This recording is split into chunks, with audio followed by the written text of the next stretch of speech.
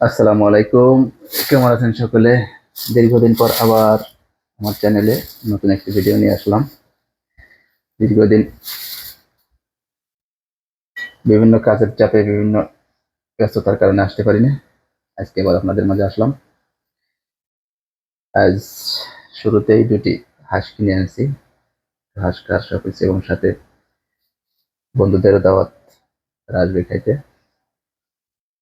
হাঁস দুটি তাজা আনিছিলাম, একটা কালা, একটা সাদা। হ্যাঁ, এখন জবইতে নিয়ে এসেছি, এখন কাটবো। পুড়াইছি আগুন দিয়ে, একটু পাতলা ঝোল হবে। এটা হাঁস দুটা পাতলা ঝোল দিয়ে আমরা খাবো। মানে ঠিক ছুলে ফেলি আগে আমি চামড়াটা। হুম,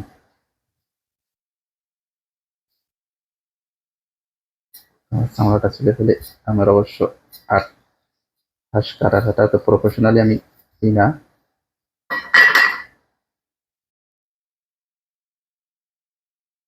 পারি না, বা আমি পারফেক্ট না।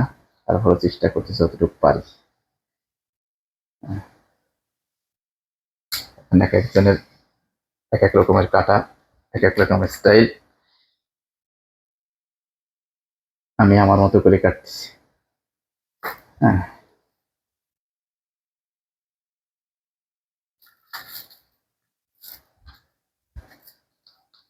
যাই হোক,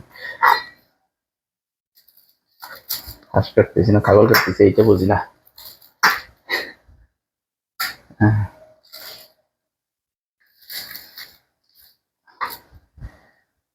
মন চাইছে হাঁস দুটো নিয়ে আজকে। আকাশটাও মেঘলা আছে বাইরে, বৃষ্টি হওয়ার সম্ভাবনা আছে। আবহাওয়া অধিদপ্তর থেকে মেসেজও আসছে বৃষ্টির সতর্কবার্তা। আর এতে কত পশম রয়েছে দেখছো?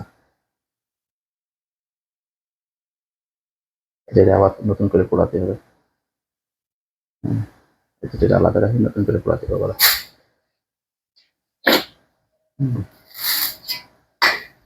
প্রথমে এটা চুরিটা হলে ভালো হতো।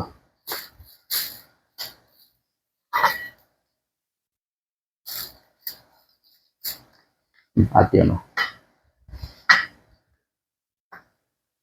হাঁস কাটা শেষ, ধুইয়ে রান্না বসা দেবো। ময়লাগুলো হলে দেখতে হবে। হাঁসের একটা ডিম হয়েছে, একটা মোরগ, একটা মুরগি। তার মানে বোঝা গেছে এরা মনে হয় স্বামী স্ত্রী ছিল, একসাথে ধরা পড়ে গেছে। একজন একজনের ছেড়ে থাকতে পারেনি। দই নেবো না? দইয়ে নিয়ে আগে মাংসগুলো, তারপরে বসাই দেবো। ভালো করে দিতে হবে, একেবারে পানিটা সব থেকে সাদা না পর্যন্ত।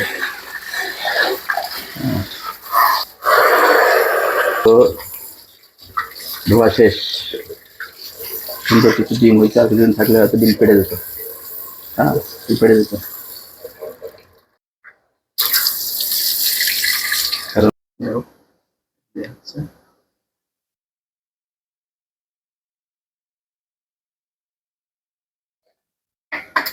আচ্ছা দেখি।